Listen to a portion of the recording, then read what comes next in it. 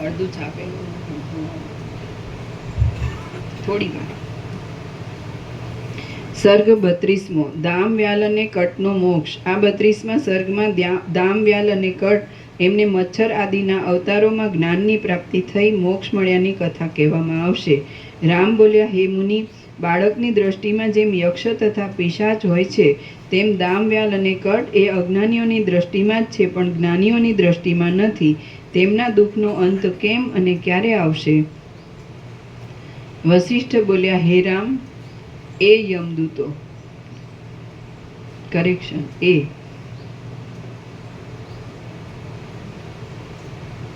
વશિષ્ઠ બોલ્યા, હે રામ, એ યમદૂતો દામ વ્યાલ અને કટના સગા થયા હતા. તેમણે યમરાજને પ્રાર્થના કરી હતી. ત્યારે યમરાજાએ જે કહ્યું તે તમે સાંભળો. જ્યારે આ દામ આદિ 3 જીવો પરસ્પરથી જુદા પડશે અને પોતાની જૂની સ્થિતિની વાત સાંભળશે ત્યારે પોતાના તત્વને જાણી તેઓ અવશ્ય મુક્ત થશે. રામ બોલ્યા, હે ભગવાન, 3 જીવો પોતાના વૃત્તાંતને ક્યાં, ક્યારે, કોની પાસેથી અને શી રીતે સાંભળશે તે વાત અનુક્રમથી મને કહો. વશિષ્ઠ બોલ્યા, કાશ્મીર દેશની અંદર મોટા કમળોવાળું તળાવ છે. તેને કિનારે એક ખાબોચિયું છે. તેમાં વારંવાર ઘણી માછલાઓની યોનિઓ ભોગવીને એ ચપળ મત્સ્યો ખાબોચિયાની ખરાબી થતાં જ્યારે કાળગતિને લીધે પાડા વગેરે પશુઓથી મરણ પામશે ત્યારે તે જ પદ્મસર કમળના તળાવમાં તેઓ સારસોની યોનિને પામશે. જગતના શણગાર સમયે સારસ પક્ષીઓ એ તળાવની અંદર રાતા કમળોની પંક્તિઓમાં, બીજી જાતના કમળોની પંક્તિઓમાં, શેવાળના ઉત્તમ વેલાઓમાં, તરંગોના આવર્તનોમાં, તરતા પુષ્પરૂપી હિંડોળાઓમાં, નીલકમળોની લતાઓમાં અને શીતળ વલણોવાળા જળકણોના સમૂહરૂપી વાદળાઓની પંક્તિઓમાં પ્રેમપૂર્વક ભોગો ભોગવશે. એમ લાંબો કાળ વિહાર કર્યા પછી તેમને અંતઃકરણની શુદ્ધિ તથા વિચાર બુદ્ધિ સારી રીતે પ્રાપ્ત થશે. એમ લાંબો કાળ વિહાર કર્યા પછી તેમને અંતઃકરણની શુદ્ધિ તથા વિચાર બુદ્ધિ સારી રીતે પ્રાપ્ત થશે. એ પછી તેઓ જુદા પડશે અને તે પછીના અવતારમાં મુક્તિ પામશે. જેમ વિવેક દ્રષ્ટિથી વિચાર કરતા સત્વ, રજ અને તમ એ 3 ગુણો જુદા પડી જાય છે તેમ મુક્તિ પામવા સારું પ્રારબ્ધ યોગે એ 3 જીવ જુદા પડશે. લક્ષ્મીના ભારે દબદબાવાળા કાશ્મીર દેશમાં વૃક્ષોથી શોભી રહેલું અધિષ્ઠાન નામનું એક નગર ઉત્પન્ન થશે. જેમ નાના કમળના મધ્યમાં ડોડી થાય છે તેમ તે નગરના મધ્યમાં પ્રદ્યુમ્ન શિખર નામનું એક શિખર થશે. તે શિખરની ઉપર જાણે બીજું એક શિખર ઉત્પન્ન થયેલું હોય એવું અને વાદળાઓ સુધી પહોંચેલી મોટી શાખાઓવાળું હોય એવું ઉત્તમ ઘર થશે. તે ઘરના ઈશાન ખૂણામાં ઉપરની ભીંતમાં એક કોતર હશે અને તેમાં નિરંતર ચાલતા પવનથી તણખલા હાલ્યા કરતા હશે. એ માળામાં એ વ્યાલ નામનો દાનવ ચકલા નામનો પક્ષી થશે. પહેલી વાર જ થોડુંક શાસ્ત્ર સાંભળ્યું હોય એવો બ્રાહ્મણ જેમ અર્થ વિનાનું બોલ કરે છે તેમ તે પક્ષી અર્થ ન સમજાય એવો ચીંચી શબ્દ કર્યા કરશે. તે જ સમયમાં અને સ્વર્ગ જેવા તે જ નગરમાં જાણે બીજો ઇન્દ્ર હોય તેવો શ્રી યશસ્કર દેવ નામનો રાજા થશે. ત્યાં તે રાજાના ઘરની અંદર મોટા સ્તંભના પાછળના છિદ્રમાં દામ નામનો દાનવ કૂણા ગણગણાટવાળો મચ્છર થશે. અધિષ્ઠાન નામના એ નગરની અંદર તે જ સમયમાં રત્નાવલી વિહાર નામનું એક ક્રીડા કરવાનું ઘર થશે. તે વિહાર ગૃહમાં ભૂમિપાલને નૃસિંહ નામનો અમાત્ય હશે. તે મંત્રીને બંધ તથા મોક્ષ હાથમાં રહેલા આમળાની જેમ હશે. તેની બેઠકના ઓરડામાં કટ નામનો દાનવ કલકલિયો નામનો પક્ષી થશે અને તે રૂપાના પાંજરામાં તે મંત્રીને વિનોદ કરવાનું સાધન થઈ રહેશે. હે રામ, એ નૃસિંહ નામનો રાજમંત્રી દામ, વ્યાલ અને કટ આદિ દૈત્યોની આ શ્લોકબદ્ધ રચાયેલી કથાને લોકની પાસે વાંચશે. પછી કલકલિયો થયેલો તે કટ દાનવ આ કથા સાંભળશે એટલે તેને પોતાની જૂની સ્થિતિનું સ્મરણ થશે. આમ તેને પોતાના જીવરૂપનો બોધ થશે એટલે તે પરમ મોક્ષ પદ પામશે. પ્રદ્યુમ્ન શિખર ઉપરના ઘરની ભીંતની કોતરની અંદર રહેનારો ચકલો પક્ષી પણ ત્યાંના લોકોને મોઢેથી આ કથા સાંભળીને પરમ મુક્તિને પ્રાપ્ત થશે. વળી રાજાના ઘરની અંદર થાંભલાની કોતરમાં રહેનારો મચ્છર પણ પ્રસંગોપાત એ કથા સાંભળી પરમ મુક્તિને પ્રાપ્ત થશે. આમ હે રામ, પ્રદ્યુમ્ન શિખરમાં રહેનારો ચકલો, રાજાના ઘરમાં રહેનારો મચ્છર અને મંત્રીના ઘરની અંદર રહેનારો કલકલિયો એ 3 જીવ આ રીતે મોક્ષ પામશે. દામ, વ્યાલ અને કટનું આ સંપૂર્ણ આખ્યાન તમને કહી સંભળાવ્યું. હે રામ, એ જ રીતે આ જે સંસાર છે તે શૂન્ય છતાં પણ અત્યંત પ્રકાશિત દેખાતી માયા છે. તે માયા ઝાંઝવાના પાણીમાં જળબુદ્ધિની પેઠે અજ્ઞાનથી જ લોકોને ભમાવે છે. વાસનાઓથી મોહ પામેલા મૂર્ખ લોકો દામવ્યાલ અને કટની પેઠે અનેક પ્રકારના અજ્ઞાનોને લીધે ઉત્તમ સ્થિતિમાંથી પણ નીચી સ્થિતિમાં આવી પડે છે. ભ્રમરના ચાળા માત્રથી મેરુ પર્વતના અને મંદરાચળના સ્થાનકોને પણ ચૂર્ણ કરી નાખવાની શક્તિ ક્યાં? અને રાજાના ઘરની અંદર લાકડાના થાંભલાના કોતરમાં મચ્છરપણું ક્યાં? હાથની થપ્પડ માત્રથી સૂર્યબિંબને તથા ચંદ્રબિંબને પાડી નાખવાની શક્તિ ક્યાં? અને પ્રદ્યુમ્ન શિખર ઉપરના ઘરની અંદર ભીંતના કોતરમાં ચકલાપણું ક્યાં? હાથમાં લીલા માત્રથી મેરુ પર્વતને તોડી લેવાની શક્તિ ક્યાં? અને નૃસિંહ નામના મંત્રીના ઘરમાં કલકલિયાપણું ક્યાં? હે રામ, જે નિરંજન ચૈતન્ય છે તે જ પોતાના સ્વયં પ્રકાશ રૂપપણાનો ત્યાગ નહીં કરતા. હે રામ, જે નિરંજન ચૈતન્ય છે તે જ પોતાના સ્વયં પ્રકાશ રૂપપણાનો ત્યાગ નહીં કરતા રાજસ અહંકારથી રંગાઈ જવાથી દેહાદિક ખોટા રૂપને પણ હું છું એમ સમજે છે. કરેક્શન. જવાથી. હે રામ, જે નિરંજન ચૈતન્ય છે તે જ પોતાના સ્વયં પ્રકાશ રૂપપણાનો ત્યાગ નહીં કરતા રાજસ અહંકારથી રંગાઈ જવાથી દેહાદિક ખોટા રૂપને પણ હું છું એમ સમજે છે. જીવ પોતાની જ વાસનારૂપ ભ્રાંતિને લીધે પોતે જાણે ચૈતન્ય સ્વરૂપથી ભિન્નપણું પામ્યો હોય એવો થાય છે. એ ભ્રાંતિ ઝાંઝવાના પાણીમાં જળ બુદ્ધિની પેઠે અસત્ય છતાં પણ સત્ય જેવી પ્રતીત થાય છે. જેઓ શાસ્ત્રની રીતિ પ્રમાણે આ જે દ્રશ્ય છે તે સગળું મિથ્યા જ છે એવો નિશ્ચય કરીને પોતાની અખંડાકાર બુદ્ધિથી પોતાના શાંત સ્વરૂપમાં જ રહે છે, તેઓ પરમાત્મામાં નિરંતર રહેલી એ બુદ્ધિ વડે સંસારરૂપી સમુદ્રને તરી જાય છે. જેઓ શાસ્ત્રની રીતિ પ્રમાણે આ જે દ્રશ્ય છે તે સગળું મિથ્યા જ છે એવો નિશ્ચય કરીને પોતાની અખંડાકાર બુદ્ધિથી પોતાના શાંત સ્વરૂપમાં જ રહે છે, તેઓ પરમાત્મામાં નિરંતર રહેલી એ બુદ્ધિ વડે સંસારરૂપી સમુદ્રને તરી જાય છે. જેમ જળ નીચા માર્ગમાં જ જાય છે તેમ જે પુરુષો નાના પ્રકારના દુઃખોના વિકારોને આપનારા શુષ્ક તર્કવાળા મતોનો આશ્રય કરે છે તેઓ પોતાના જ લાભનો નાશ કરે છે. જેમ જળ નીચા માર્ગમાં જ જાય છે તેમ જે પુરુષો નાના પ્રકારના દુઃખોના વિકારોને આપનારા શુષ્ક તર્કવાળા મતોનો આશ્રય કરે છે તેઓ પોતાના જ લાભનો નાશ કરે છે. જેઓ પોતાના અનુભવથી પણ સિદ્ધ થતા શ્રુતિને અનુસરનારા માર્ગથી પરમપદમાં પહોંચવા સારું ચાલે છે તે પુરુષોનો નાશ થતો નથી. આમાં પણ જેઓ પોતાના અનુભવથી સિદ્ધ થતા શ્રુતિને અનુસરનારા માર્ગથી પરમપદમાં પહોંચવા સારું ચાલે છે તે પુરુષોનો નાશ થતો નથી.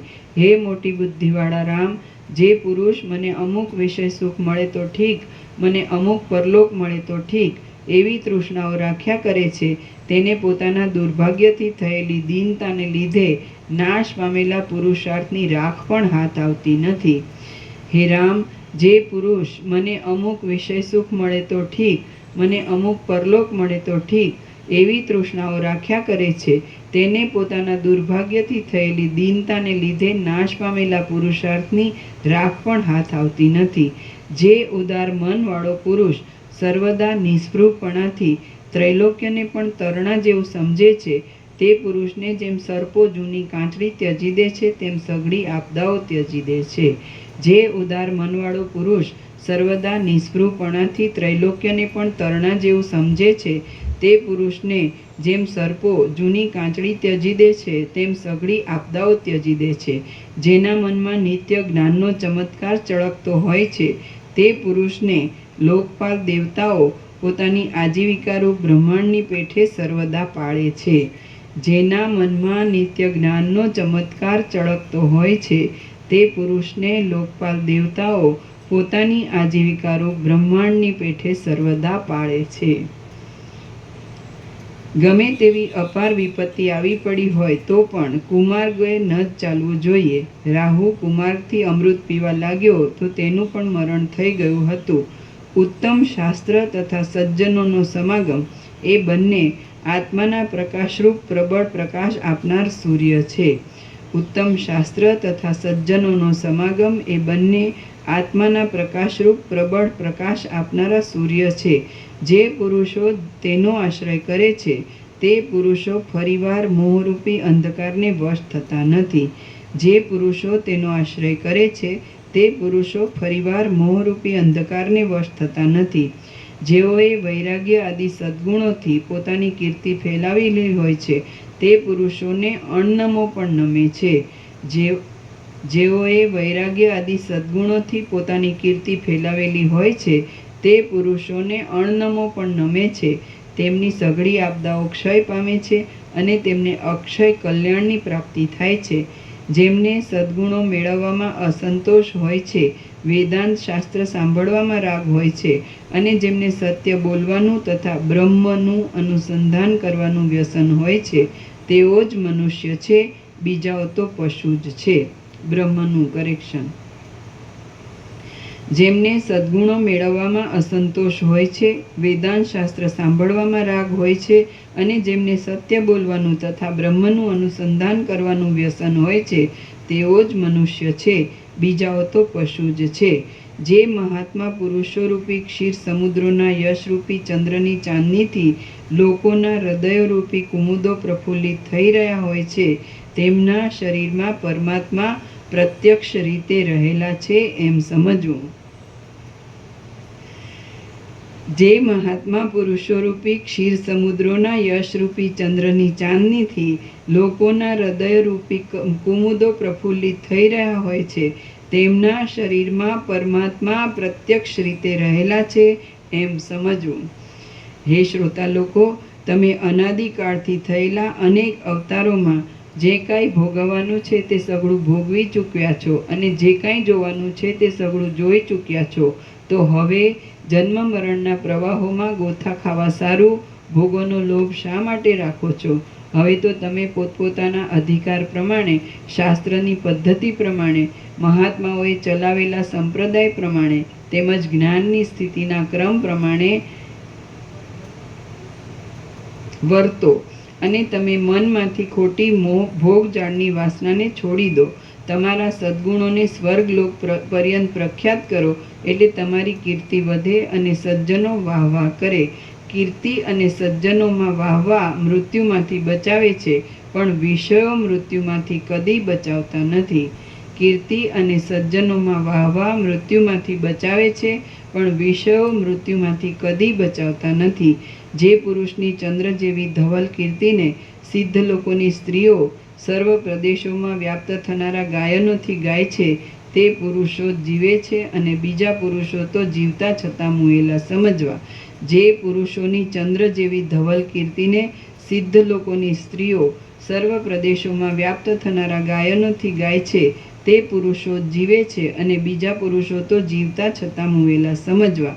પરમ પુરુષાર્થ ઉપર ધ્યાન આપી ધીરજ રાખી યત્નપૂર્વક શાસ્ત્ર પ્રમાણે આચરણ કરનારા કયા પુરુષને સિદ્ધિ ન થાય? પરમ પુરુષાર્થ ઉપર ધ્યાન આપી ધીરજ રાખી યત્નપૂર્વક શાસ્ત્ર પ્રમાણે આચરણ કરનારા કયા પુરુષને સિદ્ધિ ન થાય? શાસ્ત્ર પ્રમાણે ચાલનાર પુરુષે ફળની સિદ્ધિની ઉતાવળ કરવી જોઈએ નહીં. જે ફળ લાંબે કાળે પાકે તે ફળ બહુ પુષ્ટ થાય છે. શોક, શ્રમ, પરિશ્રમ, ગર્વ અને ઉતાવળને છોડી દઈને તમે શાસ્ત્ર પ્રમાણે વ્યવહાર કરો. તમે ઘણા સંજોગોમાં પડ્યા છો. ઇન્દ્રિયોરૂપી ફાંસીથી મરવા જેવો તમારો જીવ થયો છે તો તે હવે સંસારોરૂપી જૂની ઊંડી ખાડોમાં દુઃખી ન થાય એમ કરો. હવે પછી ફરીવાર એક અધમ યોનિમાંથી બીજી અધમ યોનિમાં જવું પડે અને બીજી અધમ યોનિમાંથી ત્રીજી અધમ યોનિમાં જવું પડે એમ કરો નહીં.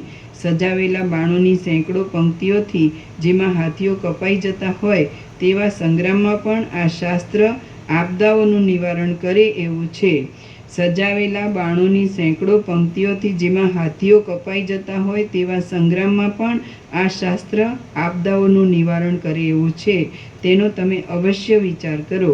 આ સંસાર દાવાનળથી તપી ગયેલા દુર્ગંધી કાદવ જેવો છે. તેમાં તમે વારંવાર દુઃખી થતા વૃદ્ધ દેડકાની જેમ તુચ્છ જીવનની આશાને છોડી દો. હૃદયમાંથી ભોગની વાસનાને દૂર કરો. હે આર્ય લોકો, ધનની રકમ એકઠી કરવાથી શું વળવાનું છે? ધનની તૃષ્ણાને છોડી દઈને તમે શાસ્ત્રનો વિચાર કરો. કરેક્શન. સર્વ પદાર્થોમાં આ બ્રહ્મ છે, આ બ્રહ્મ છે એવી ભાવના કરીને બ્રહ્મનો જ વિચાર કરો. પશુઓની પેઠે કોઈ નીચ લોકોની પ્રેરણાથી ચાલો નહીં. પશુઓની પેઠે કોઈ નીચ લોકોની પ્રેરણાથી ચાલો નહીં. ધન આદિની તૃષ્ણારૂપ ગાઢ અને લાંબી એવી મોટી મોહનિદ્રા ધન આદિની તૃષ્ણારૂપ ગાઢ અને લાંબી એવી મોટી મોહનિદ્રા કંગાળપણું આપનારી છે. પરિણામે તે દુર્ભાગ્યપણું કરનારી છે અને સારા ફળથી રહિત છે. તેને તમે ત્યજી દો અને જાગ્રત થાઓ. જેમ સુકાતા જતા ખાબોચિયામાં વૃદ્ધ કાચબો આળસુ થઈને પડ્યો રહે છે, તેમ તમે આ સંસારમાં આળસુ થઈને પડ્યા રહો નહીં, પણ જરાની અને મરણની શાંતિને માટે ઉદ્યમમાં મચ્યા રહો. અર્થ: ધનની સંપત્તિથી અનર્થ થાય છે, ભોગના સમૂહથી સંસારરૂપી રોગ ઉત્પન્ન થાય છે અને સઘળી સંપત્તિઓ એક જાતની વિપત્તિઓ છે. માટે સંસારના સર્વ પદાર્થોમાં અનાદર કરવો એ જ જય છે. અર્થ: ધનની સંપત્તિથી અનર્થ થાય છે, ભોગના સમૂહથી સંસારરૂપી રોગ ઉત્પન્ન થાય છે અને સઘળી સંપત્તિઓ એક જાતની વિપત્તિઓ છે. માટે સંસારના સર્વ પદાર્થોમાં અનાદર કરવો એ જ જય છે. વ્યવહારને જાણનારા પુરુષોનો વિચાર મેળવી લોકોની પદ્ધતિથી વિરુદ્ધ નહીં પડતા તથા શાસ્ત્રની રીતિને અનુસરનારા ઉદ્યમથી તમે શુભ ફળ મેળવવાની ગોઠવણ કરો. જે પુરુષ સદાચારથી શુદ્ધ રીતે ચાલે છે, વૃત્તિને નિર્મળ રાખે છે અને સંસારના સુખરૂપ ફળને આપનારી પણ પરિણામે દુઃખ આપનારી પદ્ધતિઓની લાલચને રાખતો નથી, તે પુરુષના આયુષ્ય, યશ, ગુણો અને લક્ષ્મી વસંતમાં થયેલી લતાઓની પેઠે સારા ફળોને સારું જ પ્રફુલ્લિત થાય છે. શ્રી યોગ વાસિષ્ઠ મહારામાયણમાં સ્થિતિ પ્રકરણનો સદાચાર નિરૂપણ નામનો સર્ગ 32મો સમાપ્ત. સર્ગ 33મો શુભ ઉદ્યોગ વગેરેનું વર્ણન અને અહંકારથી બંધન તથા તેના ત્યાગથી મોક્ષ. આ 33મા સર્ગમાં શુભ ઉદ્યોગના મહિમાનું, સજ્જનોના મહિમાનું, સારા શાસ્ત્રોના મહિમાનું, અહંકારથી બંધન થવાનું અને અહંકારનો ત્યાગ કરવાથી મુક્તિ થવાનું વિસ્તારથી વર્ણન કરવામાં આવશે. વસિષ્ઠ બોલ્યા, હે રામ, જો યોગ્ય સાધનો અત્યંત આગ્રહપૂર્વક સારી પેઠે કરવામાં આવે તો તેઓ સફળ થયા વિના રહે નહીં. આવો નિયમ હોવાને લીધે સર્વ દેશમાં અને સર્વ કાળમાં સઘળા ધારેલા કાર્યો સફળ થવા સંભવિત છે. આથી તમે મોક્ષની પ્રાપ્તિને સારું શુભ ઉદ્યોગને કદી પણ છોડો નહીં. ઘણા મહાત્મા પુરુષો એ શુભ ઉદ્યોગમાં મંડ્યા રહેવાથી અશક્ય કાર્યો પણ કર્યા છે. ઘણા મહાત્મા પુરુષોએ શુભ ઉદ્યોગમાં મંડ્યા રહેવાથી અશક્ય કાર્યો પણ કર્યા છે. મિત્રો, સ્વજનો અને બંધુઓને આનંદ આપનારા નંદીએ તળાવમાં તપ કરીને મહાદેવના આરાધન રૂપ ઉદ્યોગ કરીને મૃત્યુને પણ જીતી લીધું છે. નીચે ટાંચ છે. શિલાદ નામના એક મુનિ હતા. તેમણે પોતાને એક સર્વજ્ઞ પુત્ર થાય તેટલા સારું શંકરની આરાધના કરી હતી. એમના તપથી પ્રસન્ન થઈને મહાદેવે તેમને વરદાન માંગવા કહ્યું. એમણે પોતાને એક સર્વજ્ઞ પુત્ર થાય એવું વરદાન માંગ્યું. આથી શંકરે કહ્યું, સર્વજ્ઞ તો એક હું જ છું, તેથી તને મારા અંશે કરીને એક પુત્ર થશે અને તે 16મા વર્ષે મરણ પામશે. આમ શિલાદ મુનિને નંદી નામનો પુત્ર થયો. પોતાનું મરણ 16મે વર્ષે છે એમ જાણીને તે નંદીએ પણ શંકરનું પૂજન કરવા માંડ્યું. હવે તે 16મે વર્ષે શંકરનું પૂજન કરતો હતો તેવામાં મૃત્યુએ તેને પાશ વડે બાંધવા માંડ્યો. એટલે શંકરે પ્રકટ થઈ મૃત્યુને ડાબે પગે લાત મારી મૃત્યુ પાશો ભેદી નાખ્યા અને નંદીને અજરામર કરી પોતાના સેવક તરીકે સ્થાપ્યો. મિત્રો, સ્વજનો અને બંધુઓને આનંદ આપનારા નંદીએ તળાવમાં તપ કરીને મહાદેવના આરાધન રૂપ ઉદ્યોગ કરીને મૃત્યુને પણ જીતી લીધું છે. ઉદ્યોગને લીધે સૈન્યોથી તથા ધનોથી સંપન્ન થયેલા બળી રાજા આદિ દૈત્યો પણ હાથીઓ કમળના સમૂહોને કચરી નાખે છે તેમ સઘળા ઉત્કર્ષવાળા દેવોને પણ કચરી નાખ્યા હતા.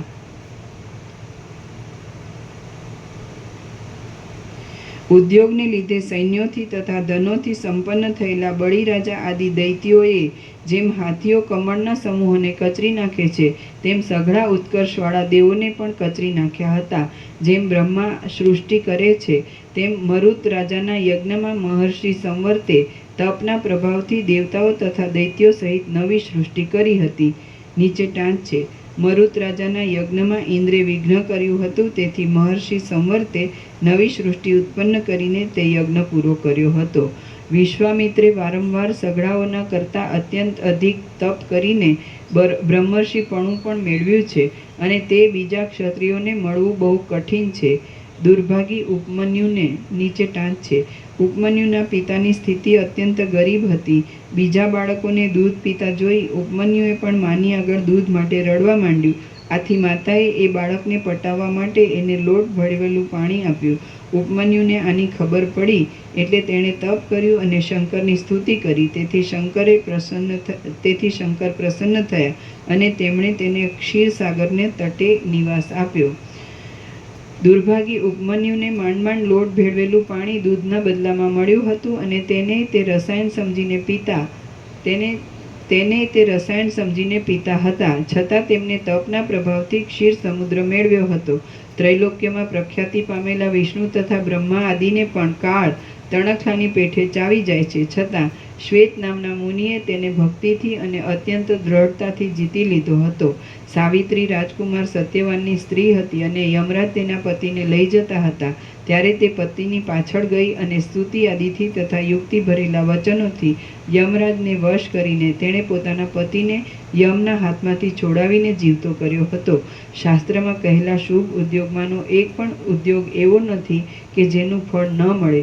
એટલા માટે તમારે અંતઃકરણમાં વિચાર કરીને ઉદ્યોગથી સર્વોત્તમ મુક્તિપદ મેળવવું જોઈએ. સુખ દુઃખ તથા જન્મ આદિ દશાઓરૂપ સઘળી ભ્રાંતિઓનું મૂળ કાપી નાખે એવું તો એક આત્મજ્ઞાન જ છે. માટે તેને સારું તમે પ્રબળ પ્રયત્ન કરો. તમારે અંતઃકરણમાં વિચાર કરીને ઉદ્યોગથી સર્વોત્તમ મુક્તિપદ મેળવવું જોઈએ.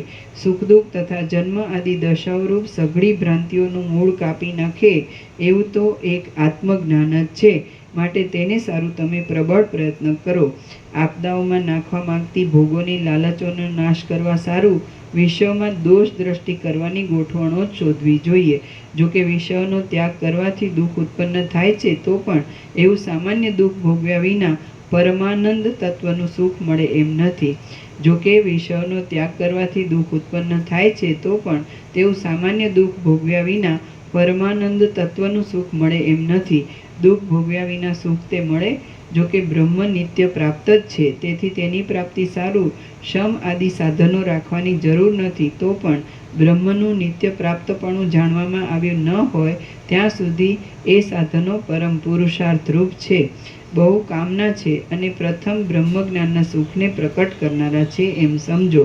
દેહાભિમાનનો ત્યાગ કરી સર્વદા શાંતિનો આશ્રય કરી તથા બુદ્ધિથી પોતાનું આર્યપણું વિચારીને સજ્જનોનું સેવન કરવું જોઈએ. સજ્જનોના સેવન વિના તપો તીર્થો કે શાસ્ત્રોથી સંસારરૂપી સમુદ્રમાંથી પાર ઉતારવાના કામમાં જય મેળવી શકાય એમ નથી. સજ્જનોના સેવન વિના તપો તીર્થો કે શાસ્ત્રોથી સંસારરૂપી સમુદ્રમાંથી પાર ઉતારવાના કામમાં જય મેળવી શકાય એમ નથી. જેને દિવસે દિવસે લોભ મોહ તથા રોષ ઓછા થતા જતા હોય અને જે શાસ્ત્ર પ્રમાણે પોતાના કાર્ય કરતો જતો હોય તેને સજ્જન જાણવો. એવા સજ્જનોના સંગથી કોઈ દિવસે બ્રહ્મવેત્તા પુરુષોનો સંગ પણ અવશ્ય પ્રાપ્ત થાય છે. એવા સજ્જનોના સંગથી કોઈ દિવસે બ્રહ્મવેત્તા પુરુષોનો પણ અવશ્ય સંગ પ્રાપ્ત થાય છે, અને ત્યારે આ દ્રશ્યરૂપ ખટપટનો અત્યંત અભાવ થઈ જાય છે. દ્રશ્યનો અભાવ થાય તો પછી પરબ્રહ્મ જ અવશેષ રહે છે, કારણ કે દ્રશ્યનો અભાવ થતાં જીવ પણ બ્રહ્મમાં જ લય પામે છે. કારણ કે દ્રશ્યનો અભાવ થતાં જીવ પણ બ્રહ્મમાં જ લય પામે છે. આ દ્રશ્ય દેખવામાં આવતું જગત ઉત્પન્ન જ થયું નથી, હતું નહીં, ઉત્પન્ન થશે નહીં અને વર્તમાન કાળમાં પણ નથી જ. પણ જે છે તે કેવળ નિરૂપાધિક બ્રહ્મ જ છે. આવા પ્રકારની હજારો યુક્તિઓથી મેં તમને ઉત્પત્તિ પ્રકરણમાં સમજાવ્યું છે. આ પ્રકરણમાં પણ સમજાવતો આવું છું અને હવે પણ જે સર્વ વિદ્વાનોના અનુભવમાં આવેલું છે તે દેખાડીશ. બ્રહ્માંડના સર્વ અનુભવોનું અધિષ્ઠાન પરબ્રહ્મ નામનું મહાચૈતન્ય છે. બ્રહ્માંડના સર્વ અનુભવોનું અધિષ્ઠાન પરબ્રહ્મ નામનું મહાચૈતન્ય છે. તે નિર્મળ છે અને શાંત છે. માટે તેમાં આકાશ આદિ સતથી ઉત્પન્ન થાય છે, અસતથી ઉત્પન્ન થાય છે કે માયાથી ઉત્પન્ન થાય છે. જો તે માયાથી ઉત્પન્ન થાય છે એમ માનીએ તો માયાથી જે ઉત્પન્ન થાય તે મિથ્યા જ હોય. માટે ઉત્પત્તિ થઈ જ નથી એ સિદ્ધ થાય છે. બ્રહ્મમાં આકાશ આદિનું ઉત્પન્ન થવું જ સંભવતું નથી. બ્રહ્મ છિદ્રોથી રહિત છે, કૂટસ્થ છે અને નિત્ય છે. બ્રહ્મ છિદ્રોથી રહિત છે, કૂટસ્થ છે અને નિત્ય છે. તેમાં હજારો ટાંકણાઓથી પણ છિદ્રરૂપ આકાશ ઉત્પન્ન કરવું અશક્ય છે. તેમાં હજારો ટાંકણાઓથી પણ છિદ્રરૂપ આકાશ ઉત્પન્ન કરવું અશક્ય છે. જલાદિકની ઉત્પત્તિ વિશે પણ આ પ્રમાણે જ સમજવું. અચંચળ મહાચૈતન્યમાં માયારૂપ કલ્પિત ઉપાધિવાળો જે અંશ છે તે જ આ જગત રૂપે જણાતા ચમત્કારને ઉત્પન્ન કરે છે અને તે જ આ જગત છે એમ જાણે છે. મહાચૈતન્યમાં માયોપાધિક અંશની કલ્પના કરવાથી ચૈતન્યમાં ભેદ થાય છે એમ સમજવું નહીં. જેટલા જેટલા બ્રહ્માંડના અનુભવો છે તે સઘળા મહાચૈતન્ય રૂપી સૂર્યના કિરણોના સમૂહો જેવા છે. કિરણોના સમૂહો અને કિરણોવાળાને શો ભેદ છે? આ પ્રમાણે છે. એટલા માટે મહાચૈતન્ય રૂપી સૂર્ય નિર્વિકલ્પ છે એમ કહેવું યોગ્ય છે. વિચાર કરવાથી એ મહાચૈતન્યનો જે સાક્ષાત્કાર થાય છે તે જગતરૂપ અનુભવનો અસ્ત છે અને જે સાક્ષાત્કારનો અભાવ છે તે જગતરૂપી અનુભવનો ઉદય છે. જે અહંકાર છે તેનું ખરું સ્વરૂપ જ્યાં સુધી જાણવામાં આવ્યું ન હોય ત્યાં સુધી ત્યાં અહંકાર પરમાત્મામાં મેલરૂપ છે. પણ જો અહંકારનું ખરું સ્વરૂપ જાણવામાં આવે તો અહંકાર પરમાત્મા રૂપ જ મોક્ષરૂપ જ થઈ જાય છે. સ્વરૂપથી જાણવામાં આવેલો અહંકાર અહંકાર રૂપ નથી રહેતો. પણ જેમ પાણી પાણીની સાથે એક થઈ જાય છે તેમ પરમાત્માની સાથે એક થઈ જાય છે. અનુભવમાં આવતું અહંકાર આદિ જગત વાસ્તવિક રીતે છે જ નહીં. અહંકાર એ શું છે એવો વિચાર કરતાં અહંકારાદિ સઘળું ટળી જઈને અવશ્ય એક ચૈતન્ય જ અવશેષ રહે છે. જેમ પ્રૌઢ બુદ્ધિવાળાઓને આ પિશાચ નથી એમ બોધ કરવાથી અપિશાચમાં થયેલી પિશાચની ભ્રાંતિ ટળી જાય છે. પણ થોડી સમજણવાળા બાળકોને તો આ પિશાચ નથી એમ સેંકડો વાર કહેવા છતાં પણ સંશય જ રહે છે. તેમ અહંકારથી રહિત થયેલાઓને બ્રહ્મમાં થયેલી જગતની ભ્રાંતિ ટળી જાય છે. પણ અહંકારવાળાઓને આ જગત નથી પણ બ્રહ્મ છે એમ સેંકડો વાર કહેવા છતાં પણ સંશય જ રહે છે. અહંકારથી રહિત થયેલાઓને બ્રહ્મમાં થયેલી જગતની ભ્રાંતિ ટળી જાય છે. પણ અહંકારવાળાઓને આ જગત નથી પણ બ્રહ્મ છે એમ સેંકડો વાર કહેવા છતાં પણ સંશય જ રહે છે.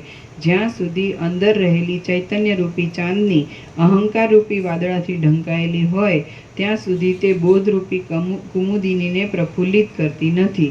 હું પણ ધોવાઈ જાય તો પછી હુંપણાને લીધે કલ્પાયેલા નરક, સ્વર્ગ અને મોક્ષ આદિ ક્યાંથી જ રહે? હું પણ ધોવાઈ જાય તો પછી હુંપણાને લીધે કલ્પાયેલા નરક, સ્વર્ગ અને મોક્ષ આદિ ક્યાંથી જ રહે? અર્થાત મોક્ષ આદિની તૃષ્ણા રહેતી જ નથી. જ્યાં સુધી હૃદયમાં હુંપણારૂપ મેઘ વરસ્યા કરતો હોય ત્યાં સુધી તૃષ્ણારૂપી ઇન્દ્રજવની મંજરી પ્રફુલ્લિત થયા જ કરે છે. નિત્ય ચૈતન્યને દબાવીને અહંકારરૂપી મેઘ જ્યાં સુધી રહ્યો હોય ત્યાં સુધી અજ્ઞાનરૂપી અંધારું રહ્યા જ કરે છે અને કદી પણ પ્રકાશ થતો નથી. આ અહંકાર મુદ્દલ છે જ નહીં અને જીવે પોતે જ તેને મિથ્યા કલ્પી લીધેલો છે. જેમ બાળકે સંભ્રમથી કલ્પી લીધેલો પિશાચ બાળકના દુઃખને માટે જ છે પણ હર્ષને માટે નથી, તેમ તે અહંકાર જીવને દુઃખ માટે જ છે પણ હર્ષને માટે નથી. મિથ્યા જ કલ્પાયેલા અહંકારથી કાચી બુદ્ધિવાળા પુરુષને અનંત જન્મ મરણ આપનારો મોહ થાય છે. મિથ્યા જ કલ્પાયેલા અહંકારથી કાચી બુદ્ધિવાળા પુરુષને અનંત જન્મ મરણ આપનારો મોહ થાય છે. જેમ કે દામ, વ્યાલ આદિ દૈત્યોને થયો હતો.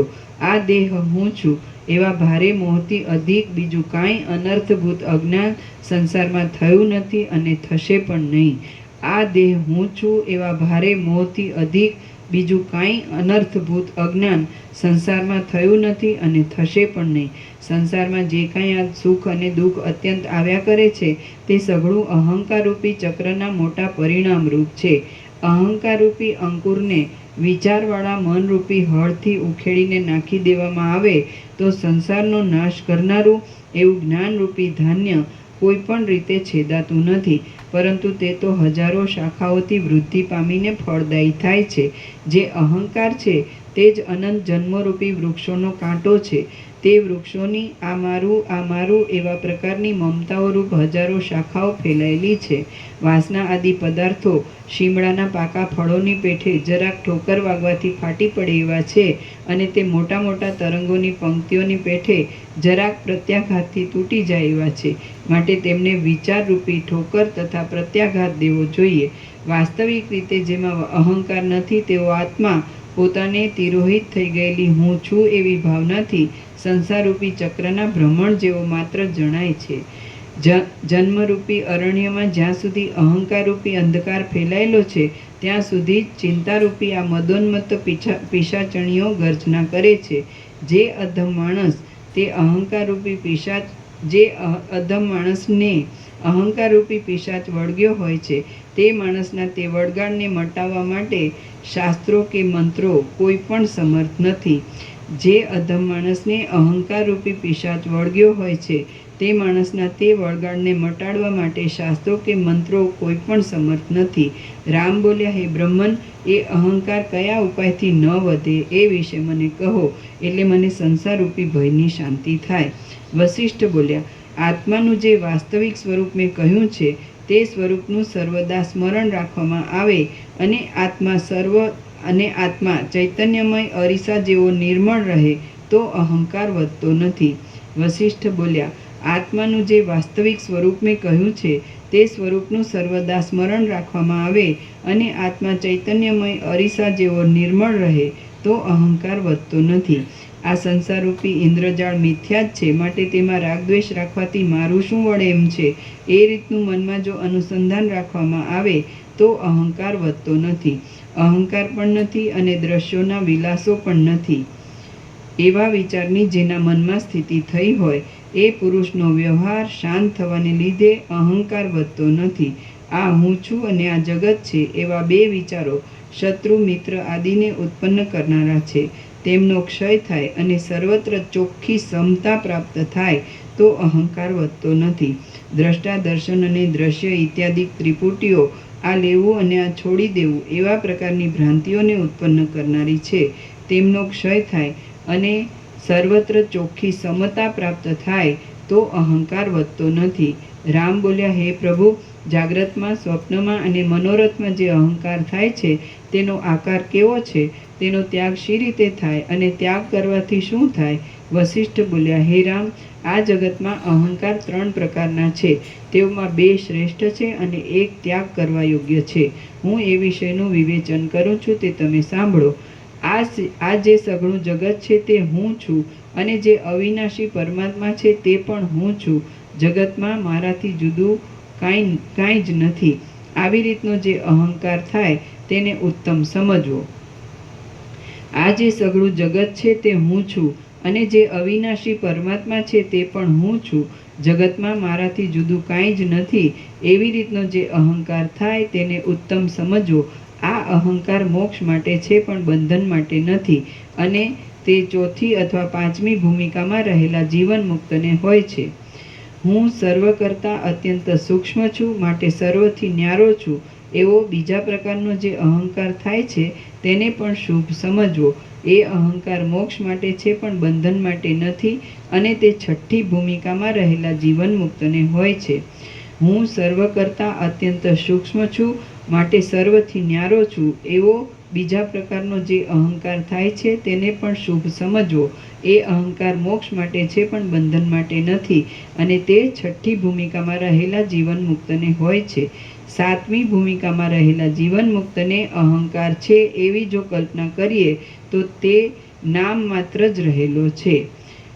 7મી ભૂમિકામાં રહેલા જીવન મુક્તને અહંકાર છે એવી જો કલ્પના કરીએ તો તો તે નામ માત્ર જ રહેલો છે. હાથ તથા પગ આદિ અવયવોવાળો જે આ દેહ છે તે હું છું એવો ત્રીજા પ્રકારનો જે અહંકાર છે તે લૌકિક છે અને તુચ્છ જ છે. હાથ તથા પગ આદિ અવયવોવાળો જે આ દેહ છે તે હું છું એવો ત્રીજા પ્રકારનો જે અહંકાર છે તે લૌકિક છે અને તુચ્છ જ છે. એ ત્રીજો દુરાત્મા અહંકાર એક જાતનો મોટો શત્રુ છે, એટલા માટે તેનો ત્યાગ જ કરવો જોઈએ. અનેક પ્રકારની માનસિક પીડાઓ કરનારો એ ત્રીજો અહંકારરૂપી બળવાન શત્રુ જે જીવને ખરાબ કરી નાખે છે તે જીવ પાછો ઠેકાણે આવતો નથી. અનેક પ્રકારની માનસિક પીડાઓ કરનારો એ ત્રીજો અહંકારરૂપી બળવાન શત્રુ જે જીવને ખરાબ કરી નાખે છે તે જીવ પાછો ઠેકાણે આવતો નથી. સ્વાભાવિક રીતે અનાદિકાળથી ચોંટેલા એ ત્રીજા દુષ્ટ અહંકારે જેમની બુદ્ધિને ભમાવી નાખી છે તે લોકો સંકટોમાં જ ડૂબ્યા કરે છે. પહેલા બેમાંના ગમે તે અહંકારવાળો જીવ મહાત્મા કહેવાય છે અને મુક્તિ પામે છે, પણ ત્રીજા લૌકિક અહંકારવાળો જીવ તો દ્રઢ રીતે સંસારમાં જ ગોથા ખાધા કરે છે. પહેલા બે અહંકારનો અંગીકાર કરી હું દેહ નથી એવો નિર્ણય કરીને ત્રીજો લૌકિક અહંકારનો ત્યાગ કરવો એમ પૂર્વના વિદ્વાનોનો સિદ્ધાંત છે. એટલા માટે પહેલા બે અહંકારનો અંગીકાર કરી ત્રીજા દુઃખદાયી લૌકિક અહંકારનો ત્યાગ જ કરવો યોગ્ય છે. દામ, વ્યાલ અને કટ એ ત્રણ દૈત્યો ત્રીજા લૌકિક અહંકારથી એવી દશાને પામ્યા હતા કે તે દશાની વાતો કરતાં પણ ખેદ ઉત્પન્ન થાય છે. રામ બોલ્યા, હે બ્રહ્મન, ચિત્તમાંથી એ ત્રીજા લૌકિક અહંકારનો ત્યાગ કરીને પુરુષ કેવી રીતે વર્તે તો તે પોતાના હિતને પ્રાપ્ત થાય? વસિષ્ઠ બોલ્યા, લૌકિક અહંકાર ત્યાગ કરવા યોગ્ય છે અને દુઃખદાયી છે. તેનો ત્યાગ કરીને પુરુષ જેમ જેમ ગુરુ સેવા આદિ શુભ સાધનોમાં તત્પર રહે છે તેમ તેમ તેને પરમપદ સમીપમાં આવતું જાય છે. પુરુષ જો પહેલા અહંકારની અને બીજા અહંકારની ભાવના કરીને રહે છે તો ઊંચા પદને પ્રાપ્ત થાય છે, અને તેમને પણ છોડી દઈ સઘળા અહંકારોથી રહિત રહે છે તો તે પુરુષ પરમપદને પામે છે. હે રામ, આવા વિચાર રાખી પરમાનંદના બોધને માટે સર્વદા સઘળા યત્નો કરીને છેલ્લા દુષ્ટ લૌકિક અહંકાર, આ દેહ હું છું એવા અહંકારનો તો અવશ્ય ત્યાગ કરવો જોઈએ. એ પાપી દુષ્ટ અહંકાર તો શરીરમાં રહેલો એક જાતનો રોગ છે. તેનો ત્યાગ કરવો એ જ મોટું કલ્યાણ છે અને એ જ પરમ પદ પામવાનું સાધન છે. વિચારના બળથી એ લૌકિક સ્થૂળ અહંકારનો ત્યાગ કરીને માણસ બેસી રહે અથવા વ્યવહાર કરે તો પણ તેનું અધઃપતન નીચ સ્થિતિમાં પડવું થતું નથી. હે મહાબુદ્ધિમાન, જેમ સારી પેઠે તૃપ્તિ પામેલા પુરુષને ઝેરથી સંયુક્ત થયેલા રસો પ્રિય લાગતા નથી, તેમ જેનો અહંકાર ક્ષીણ થઈ ગયો હોય એવા જીવને રોગ જેવા દુઃખદાયી ભોગો પ્રિય લાગતા નથી. હે મહાબુદ્ધિમાન, જેમ સારી પેઠે તૃપ્તિ પામેલા પુરુષને ઝેરથી સંયુક્ત થયેલા રસો પ્રિય લાગતા નથી, તેમ જેનો અહંકાર ક્ષીણ થઈ ગયો હોય એવા જીવને રોગ જેવા દુઃખદાયી ભોગો પ્રિય લાગતા નથી. ભોગો ઉપર પ્રેમ ન રહે ત્યારે પુરુષને મોક્ષરૂપ કલ્યાણ સમીપમાં જ આવે છે. ભોગો ઉપર પ્રેમ ન રહે ત્યારે પુરુષને મોક્ષરૂપ કલ્યાણ સમીપમાં જ આવે છે. કારણ કે મનના અંધકારરૂપ અહંકાર ક્ષીણ થાય પછી બીજું કલ્યાણને રોકે એવું કશું જ પ્રતિબંધક રહેતું નથી કે જેને લીધે શ્રેયનો વિઘાત થાય. કારણ કે મનના અંધકારરૂપ અહંકાર ક્ષીણ થયા પછી બીજું કલ્યાણને રોકે એવું કશું જ પ્રતિબંધક રહેતું નથી કે જેને લીધે શ્રેયનો વિઘાત થાય.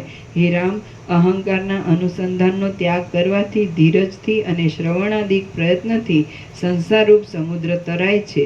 જે પુરુષ જે સઘળું છે તે હું જ છું અને એમ હોવાથી સઘળું મારું જ છે એવા વિચારથી હું આ દેહાદિક નથી અને દેહાદિકના સંબંધમાં જે કાંઈ છે તે મારું નથી એવો નિશ્ચય રાખે છે તથા ઉપર કહેલા આત્માના ઉત્તમ બોધને મનમાં દ્રઢ રીતે ઠસાવે છે, તે મહાત્મા પુરુષ અનુક્રમથી સાતમી ભૂમિકામાં સ્થિતિ પામે છે અને અંતે વિદેહ કૈવલ્યને પામે છે.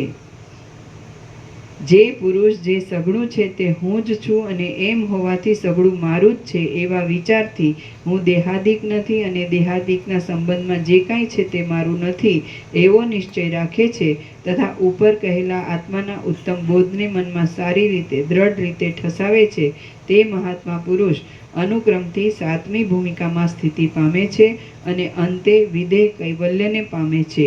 શ્રી યોગ વાસિષ્ઠ મહારામાયણમાં સ્થિતિ પ્રકરણનો અહંકાર વિચાર નામનો સર્ગ 33મો સમાપ્ત. સર્ગ 34મો. વિષ્ણુએ શંભરાસુરને માર્યો અને વાસના રહિત 3 દૈત્યોનો મોક્ષ. આ 34મા સર્ગમાં ભીમ, ભાસ અને દ્રઢ એ નામના દૈત્યોએ પીડેલા દેવતાઓની પ્રાર્થના ઉપરથી વિષ્ણુએ શંભરાસુરને માર્યો અને વાસના વગરના ભીમ આદિ 3 દૈત્યો મુક્ત થયા એ કથા કહેવામાં આવશે. વસિષ્ઠ બોલ્યા, હે રામ, જેમ શરદ ઋતુમાં તૂટેલી મર્યાદાવાળું વાદળાઓનું સઘળું મંડળ આકાશમાંથી ભ્રષ્ટ થઈને નષ્ટ થઈ જાય છે, તેમ તૂટેલી મર્યાદાવાળું શંભરાસુરનું સઘળું સૈન્ય આકાશમાંથી પડી નષ્ટ થઈ ગયું.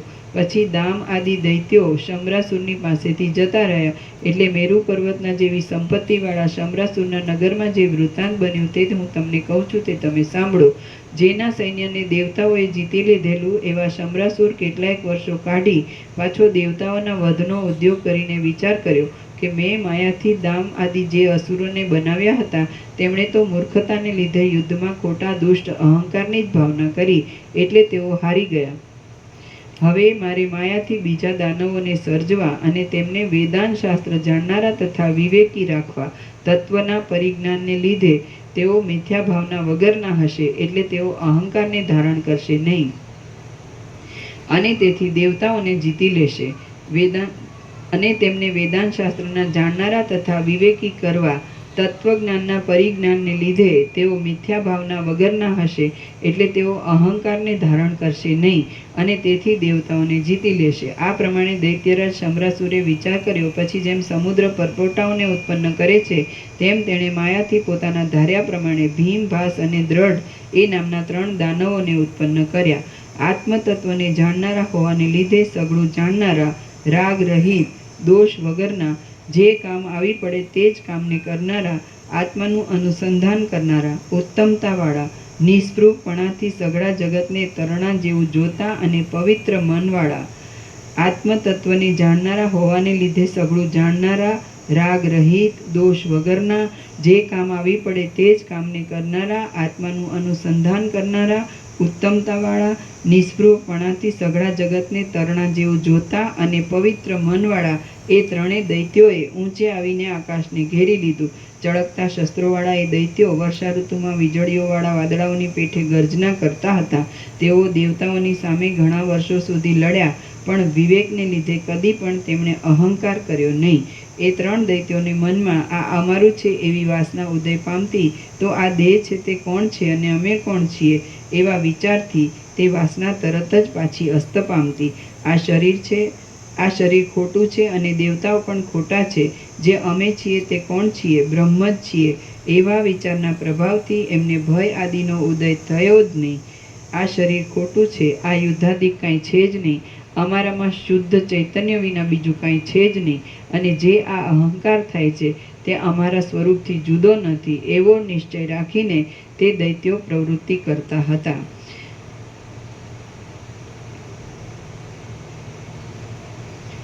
શરીર ખોટું છે અને દેવતાઓ પણ ખોટા છે. જે અમે છીએ તે કોણ છીએ? બ્રહ્મ જ છીએ એવા વિચારના પ્રભાવથી એમને ભય આદિનો ઉદય થયો જ નહીં.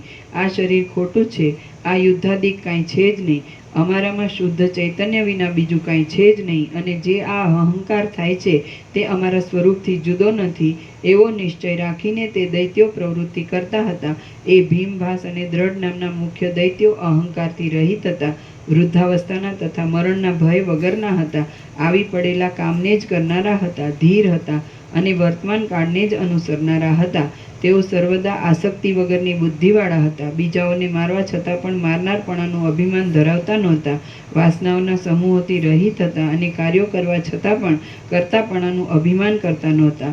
તેઓ ફળની ઈચ્છાથી નહીં, પણ સ્વામીનું કામ સેવકોએ અવશ્ય કરવું જોઈએ એવા નિયમને અનુસરીને યુદ્ધમાં તત્પર રહેતા હતા. તેઓ રાગદ્વેષથી રહિત હતા અને સર્વદા સમદ્રષ્ટિવાળા હતા. તેમણે પોતાની ખરદની પેઠે દેવતાઓની સેનાઓને હણી નાખી, વશ કરી, ભોગવી, હરી લીધી અને બાળી નાખી. આમ ભીમ, ભાસ અને દ્રઢ નામના દૈત્યોએ દેવતાઓની સેનાને અત્યંત ત્રાસ પમાડ્યો. એટલે તે સેના હિમાલયમાંથી નીકળેલી ગંગાની પેઠે વેગથી નાસી ગઈ. જેમ વાયુએ પીડેલી વાદળાઓની પંક્તિ પર્વતને શરણે જાય, તેમ દૈત્યોએ પીડેલી દેવતાઓની તે સેના ક્ષીર સમુદ્રમાં શયન કરતા નારાયણને શરણે ગઈ. જેમ દુષ્ટ કામી પુરુષોથી બીધેલી સ્ત્રીને તેનો સ્વામી ધીરજ આપે, તેમ દૈત્યોથી બીધેલી દેવતાઓની તે સેનાને શેષશાયી નારાયણે ધીરજ આપી. જ્યાં સુધી નારાયણે શંભરાસુરને મારવાની ગોઠવણ કરી, ત્યાં સુધી એ દેવતાઓની સેના નારાયણના નિવાસરૂપી શ્વેત દ્વીપમાં જ રહી. પછી નારાયણને અને શંભરાસુરને દારૂણ યુદ્ધ થયું અને તેમાં આ કાળમાં પણ પ્રલયકાળની પેઠે મોટા મોટા પર્વતો ઉડ્યા. એ સંગ્રામોમાં સૈન્યો તથા વાહનો સહિત તે શંભરાસુર નારાયણના હાથથી મરણ પામ્યો અને વૈકુંઠપુરીને પ્રાપ્ત થયો. જેમ પવન દીવાઓને હોલવી નાખે છે, તેમ વિષ્ણુએ તે વિષમ સંગ્રામમાં ભીમ, ભાસ અને દ્રઢ નામના એ દૈત્યોને શાંત કરી દીધા. વાસનાઓથી રહિત જ રહેલા એ લોકો જ્યારે શાંત થયા, ત્યારે જેમ હોલવાઈ ગયેલા દીવાઓની ગતિ કોઈના જાણવામાં આવતી નથી, તેમ તેમની ગતિ પણ કોઈના જાણવામાં આવી નહીં. કર્માદિક કરનારાઓને મરણ પામ્યા પછી તે લોકમાં જવું પડે છે. તેથી લોકની ગતિ બીજાઓના જાણવામાં આવે, પણ બ્રહ્મવેત્તાઓને તો મરણ પામ્યા પછી પણ સ્વરૂપમાં જ રહેવાનું થાય છે, માટે તેમની ગતિ કોઈના જાણવામાં આવે જ નહીં. કૌંસ પૂરો. હે રામ, મન જો વાસનાવાળું હોય તો બંધાયેલું છે અને વાસના વગરનું હોય તો મુક્ત જ છે. એટલા માટે તમે વિવેકથી વાસના રહિતપણું સંપાદન કરો. સાચા સ્વરૂપ ચૈતન્યનું સારી પેઠે અવલોકન કરવાથી વાસના ક્ષય પામે છે અને વાસનાનો નાશ થતાં ચિત્ત દીવાની પેઠે નાશ પામે છે.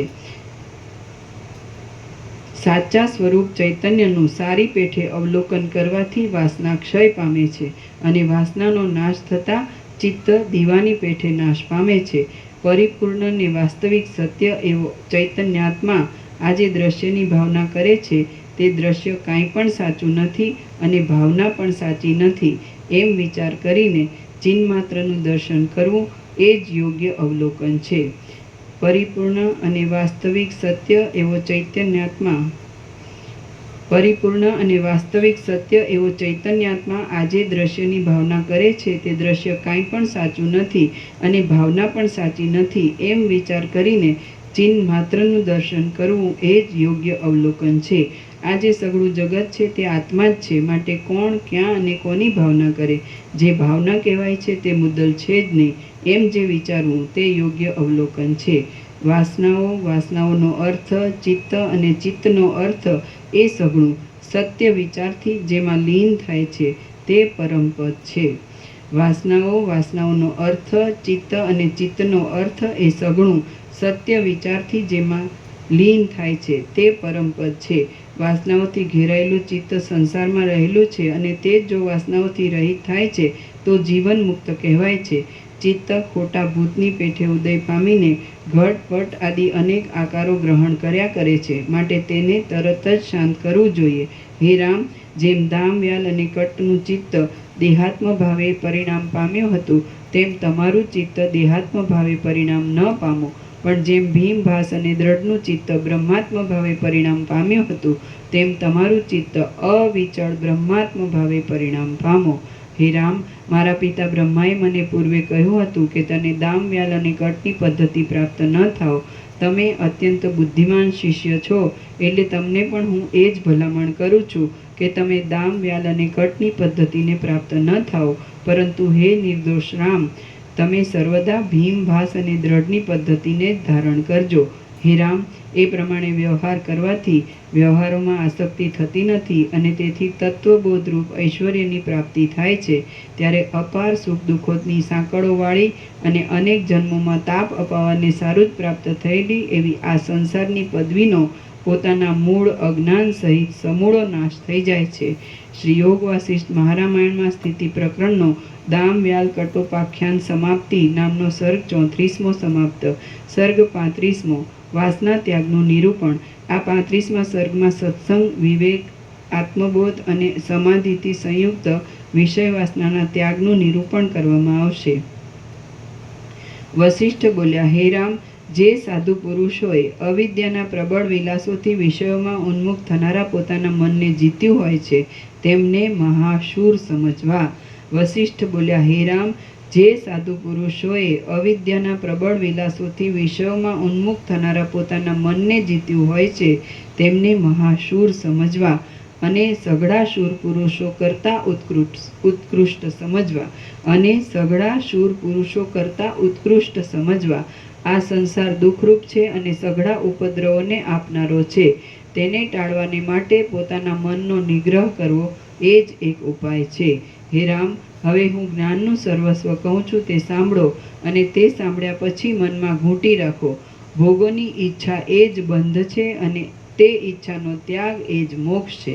ભોગોની ઈચ્છા એ જ બંધ છે અને તે ઈચ્છાનો ત્યાગ એ જ મોક્ષ છે એમ કહેવાય છે. બીજા શાસ્ત્રોની રચનાઓ જોવાનું કંઈ પ્રયોજન નથી. બીજા શાસ્ત્રોની રચનાઓ જોવાનું કાંઈ જ પ્રયોજન નથી. તમે માત્ર એટલું જ કરો કે આ સંસારમાં જે કાંઈ મીઠું લાગે છે તે ઝેર જેવું અને અગ્નિ જેવું સમજો.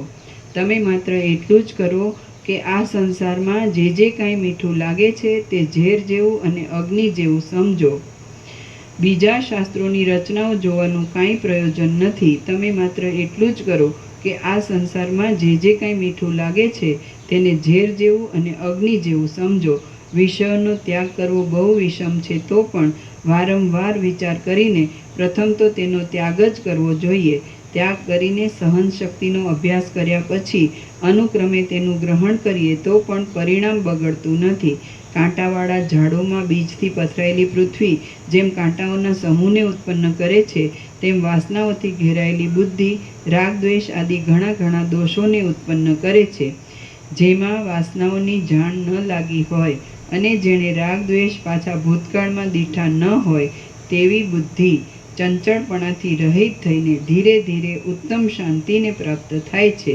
જેમાં વાસનાઓની જાણ ન લાગી હોય અને જેણે રાગ દ્વેષ પાછા ભૂતકાળમાં દીઠા ન હોય તેવી બુદ્ધિ ચંચળપણાથી રહિત થઈને ધીરે ધીરે ઉત્તમ શાંતિને પ્રાપ્ત થાય છે. જેમ શ્રેષ્ઠ બીજવાળી પૃથ્વી કદી પણ ગ્લાનિ નહીં પામનારા સારા ગુણોવાળા અને ફળ દેનારા સુંદર અંકુરોને સમયસર ઉત્પન્ન કરે છે તેમ સારી મતિ કદી પણ ગ્લાનિ નહીં પામનારા શાંતિ આદિ સારા ગુણોવાળા અને મોક્ષરૂપ ફળ આપનારા સમાધિ આદિ શુભ અંકુરોને સર્વદા ઉત્પન્ન કરે છે. જ્યારે દયા તથા ક્ષમા આદિ સદ્ગુણોના અનુસંધાનથી પ્રસન્નતા પ્રાપ્ત થાય છે, ખોટી સમજણરૂપ ગાઢ મેઘ ધીરે ધીરે શાંત થાય છે, શુક્લ પક્ષના ચંદ્રની પેઠે સૌજન્ય વૃદ્ધિ પામે છે, આકાશમાં પ્રસરતા સૂર્યના તેજની જેમ જ્યારે હૃદયમાં પવિત્ર વિવેક ફેલાય છે, પોલા વાંસમાં થતી મોતીની વૃદ્ધિની જેમ ચિત્તમાં જ્યારે ધીરજ વૃદ્ધિ પામે છે, ત્યારે વસંત ઋતુમાં કૃતાર્થ થતા ચંદ્રની જેમ જ્યારે અંદર આત્મસુખની સારી સ્થિતિ કૃતાર્થ થાય છે, શીતળ છાયાવાળું સત્સંગરૂપી ફળ ફલિત થાય છે અને આનંદરૂપ રસથી ભરેલું સમાધિરૂપ શરૂનું ઝાડ આનંદનું અખંડ ઝરણ આપે છે, ત્યારે મનમાંથી સુખ દુઃખ તથા કામ ક્રોધાદી દ્વંદ્વો ટળી જાય છે, વાસના જતી રહે છે, ઉપદ્રવો નાશ પામે છે અને ચપળતા, અનર્થ, શોક, મોહ તથા ભયરૂપ રોગો શાંત થઈ જાય છે. નીચે ટાંચ છે. રત્નશાસ્ત્રમાં કહ્યું છે કે મોટા હાથીઓ, ગંધ, સુવર, શંખ, છીપ, માછલા અને પોલા વાંસ એ બધા મોતીની ઉત્પત્તિના સ્થાનકો છે. એ બધામાં પણ વિશેષ ભાગ છીપોની અંદર જ ઝાઝા મોતી ઉત્પન્ન થાય છે. ઓમ ઓમ ઓમ. પ્રસાદ આપી દો.